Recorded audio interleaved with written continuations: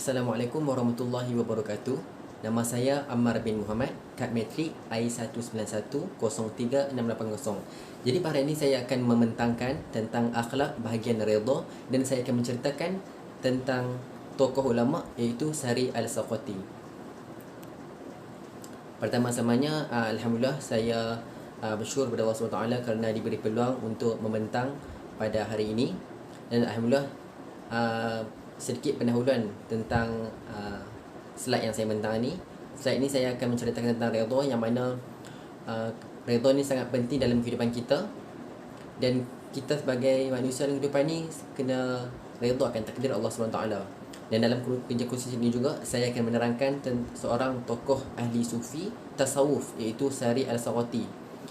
Jadi saya akan bermula. Okey, seterusnya saya masuk pada definisi. Redha ialah satu sifat daripada sifat ma'rifah dan mahabbah kepada Allah SWT. Dan definisi bagi redha ni ialah menerima dengan rasa senang apa yang diberikan oleh Allah SWT, baik berupa peraturan iaitu hukum ataupun qada atau satu ketentuan daripada Allah SWT. Redha ni satu hukum Allah SWT yang mana dia merupakan manifestasi daripada kesempurnaan iman, kemuliaan taqwa dan kepatuhan kepada Allah SWT. Kerana menerima peraturan-peraturan itu dengan segala senang hati dan tidak merasa terpaksa atau terpaksa. Apa yang kita dapat fahami, redha ni adalah bila suatu perkara jadi pada kita, kita kena terima dengan hati yang terbuka, dengan hati yang ikhlas, bukan kerana terpaksaan ataupun bukan kerana kita rasa macam tak ikhlas kan. Jadi kena redha. Apa-apa yang kita dapat je kita kena redha, kena terima segala takdir Allah SWT.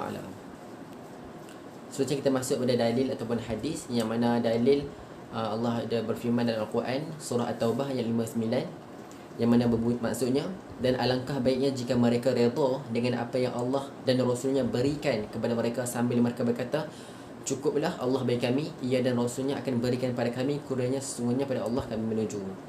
Seterusnya dalam hadis, redha ni adalah menerima ketentuan nasib daripada Allah SWT. Dijelaskan dalam hadis baginda yang bermaksud, dan jika suatu kesusahan mengenaimu, janganlah engkau berkata, jika aku telah berbuat begini dan begitu, begini dan begitulah jadinya, melainkan hendaklah kamu katakan, Allah telah mentakdirkan dan apa yang ia suka ia perbuat, kerana sungguhnya perkataan andai kata itu memberi peluang pada syaitan.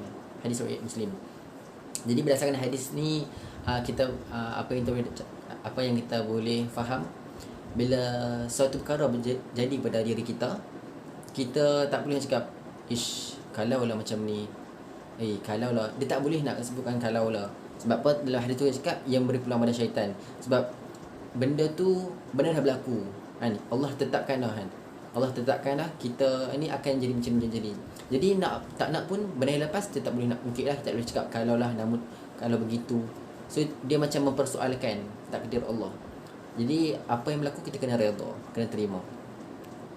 Seterusnya, kepentingan sifat redha ni ada beberapa, iaitu yang pertama, redha dalam kehidupan penting kerana ia merupakan dudukan yang lebih mulia dan lebih tinggi dari sifat sabar.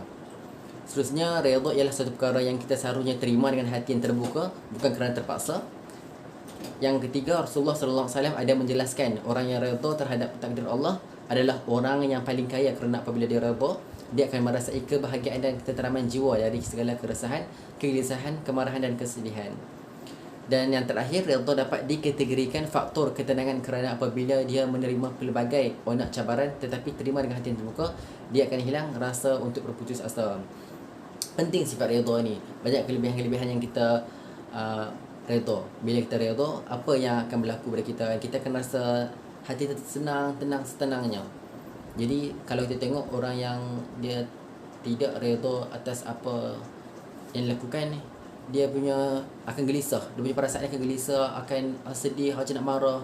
Jadi macam tu. Jadi bila beza dengan orang yang redha ni, bila orang redha ni dia sentiasa open minded lah. Dia tahu setiap berlaku ni ada hikmah dia. Next, kita masuk pada kesan beramal dengan sifat redha. Dan kehidupan ini kita akan dapati orang macam-macam, ragam. Ada yang dia redha tapi pada masa yang sama dia masih belum terima lagi kan. Jadi bila beramal dengan sifat redha ni, hati kita akan jadi tenang. Apabila sifat redha ada pada diri seseorang, ia akan mengajar sifat lapang hati ketika menerima keputusan Allah dengan bersangka baik terhadap segala aturannya sekalipun bertentangan dengan kehendak dan keinginan. Jadi bila kita redha ni, hati akan tenang lah. Sebab kita yakin bila satu perkara berlaku pada kita ni, ada yang Allah nak balas kat kita. Seterusnya, apabila kita beramal dengan sifat redha ni, ia menjadi seorang yang sentiasa bersangka baik.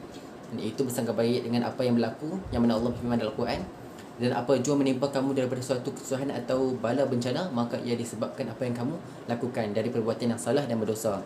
Dan dalam pada itu Allah memaafkan sebahagian besar dosa kamu. Ini Allah sebut dalam surah Asy-Syu'ara ayat 30. Seterusnya, itu adalah redha.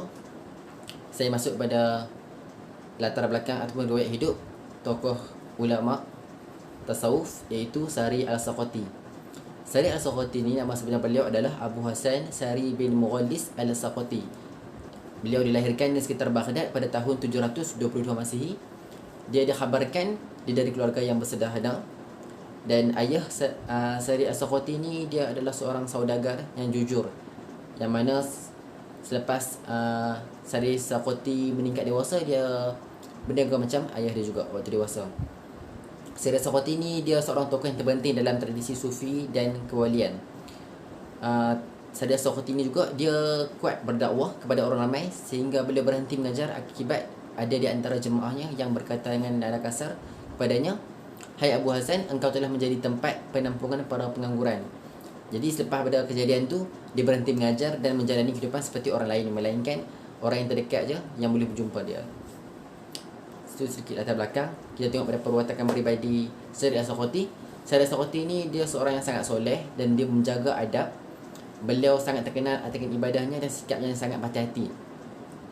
Sari Al-Saqati ni juga dia mempunyai ilmu fikiran yang tinggi, pengetahuannya dalam bab tauhid, dan mampu mengendalikan hawa nafsunya dalam beberapa perkara. Sari Al-Saqati ni dia seorang yang merendah diri, ataupun kita sebagai seorang yang tawaduk lah. Beliau tidak suka menonjolkan pribadinya di khalayak ramai. Beliau juga banyak menghabiskan masanya dengan beberapa orang yang terdekat sahaja. Ini sedikit perwatakan peribadi. Dia seorang yang soleh, dia menjaga adab, dan dia berfikiran tinggi sebab dia menuntut ilmu banyak kan. Dan Sari Al-Saqati ni juga walaupun dia berfikiran tinggi sebabkan pengetahuan dia yang banyak, tetapi dia seorang yang tawaduk, iaitu merendah diri.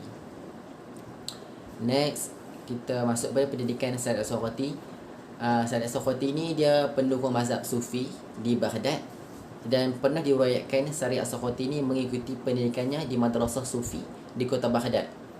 Antara guru Sari Al-Saqati ni adalah Fudail, Hushaim ibn Aish, Yazid bin Harun dan Sufyan bin Uyainah. Dalam pendidikan ni juga, Sari Al-Saqati ni dia suka menggunakan kaedah pengajaran berdasarkan percakapan dan pertanyaan berbanding penulisan, kerana pengaruh kaedah pendidikan di Baghdad yang mementingkan kefasihan lidah. Jadi nak beritahu kat sini, dekat kawasan Baghdad ni, mereka lebih mementingkan bila pengajaran berlaku kan, mereka lebih mementingkan percakapan dan pertanyaan. Mereka kurang dari sudut penulisan. Itu di Baghdad. Sebab mereka mementingkan kefasihan lidah, maksudnya mereka mementingkan dari sudut percakapan atau penyampaian. Sari Al-Saqati ni dia merupakan murid sufi besar Abu Mahfuz Ma'ruf bin Firuz Al-Karhi. Beliau wafat pada 200 Hijriah. Sari Al-Saqati ni dia dalam kehidupan dia selalu bercakap, dia selalu mengamalkan prinsip ni lah. Pengetahuan yang ku miliki ini sesungguhnya berasal daripada berkat pergaulanku dengan Ma'ruf. Yang ni dia nak beritahu dia punya quote ataupun kata-kata ni dia ambil daripada ni lah, daripada hasil dia belajar dengan dia punya guru, iaitu Ma'ruf. Seterusnya kita masuk pada sumbangan. Sari Al-Saqati ni dia banyak sumbangan dia. Antaranya dia menyusun atur ajaran tasawufnya berdasarkan pengetahuan akademik dan dikembangkan sesuai dengan prinsip-prinsip akademik tafsir ayat suci. Dan Sari Al-Saqati ni dia melahirkan ramai tokoh-tokoh yang hebat hasil pendidikan dan pengaruh beliau lah. Antara murid-murid yang terkenal Sari Al-Saqati ialah Abu Al-Qasim Al-Junaid. Abu Al-Qasim Junaid ni dikenali sebagai Imam Junaid, Imam Junaid ni merupakan ulama bahagian fiqh dan salah satu tokoh ulama tasawuf yang terkenal di kota Baghdad. Ini antara anak murid Sayyid As-Suqati. Jadi dia seorang ulama dah dekat Baghdad. Dan Sayyid As-Suqati ni dia meninggalkan kata-kata atau ucapan yang berkaitan dengan ketuhanan. Antara kata-kata Sayyid As-Suqati ni dia cakap ingatlah Allah dan buangkan dunia, maka itulah jalan kerohanian. Kehidupan dunia hanyalah bekal untuk ke akhirat. Ketahuilah bahawa orang yang cinta kepada Allah itu tidak tamak pada dunia. Ini antara kata-kata yang Sayyid As-Suqati dia tidak pernah tinggal. Seterusnya pada kesimpulan saya punya pembentangan pada hari ini, dalam kehidupan kita ni sebagai hamba Allah, kita kenalah tarakkan diri dengan sifat redha kata dia Allah SWT, dan kita kena yakin bahawa setiap yang berlaku tu pasti ada hikmah dia. Dan Allah berfirman dalam Al-Quran, Allah tidak memberati seseorang melainkan apa yang terdaya olehnya. Berdasarkan dalil ni, Allah uji kerana Allah tahu hambanya boleh menghadapi ujian yang diberi dalam kehidupan. Bila kita menimpa ujian daripada Allah SWT, kita kena reflect balik, kita kena muhasabah diri balik, kan? Kenapa Allah baik kita macam ni? Sebab ada something yang Allah nak bagi pada masa yang akan datang. Jadi kita kena sabar dan redha atas apa yang Allah uji kita lah. Dan seterusnya, berdasarkan cerita Sayyid As-Suqati ni, kita boleh ambil pengajaran ataupun ambil ibrah, yang mana beliau sangat hebat pada ketika dahulu. Beliau sangat bersungguh-sungguh dalam bentuk ilmu. Jadi kita pun kena bersungguh-sungguh juga macam Sayyid As-Suqati. Kita boleh ambil contoh daripada Sayyid As-Suqati ni. Sayyid As-Suqati ni juga dia terkenal dengan adab dia dan sentiasa berhati-hati setiap langkahnya. Jadi kita perlulah mengambil contoh daripada sifat Sayyid As-Suqati ni supaya menjadi inspirasi dalam kehidupan kita. Jadi insya-Allah itu saja daripada saya.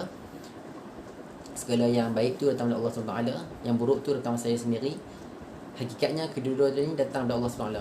Wallahu alam. Assalamualaikum warahmatullahi wabarakatuh.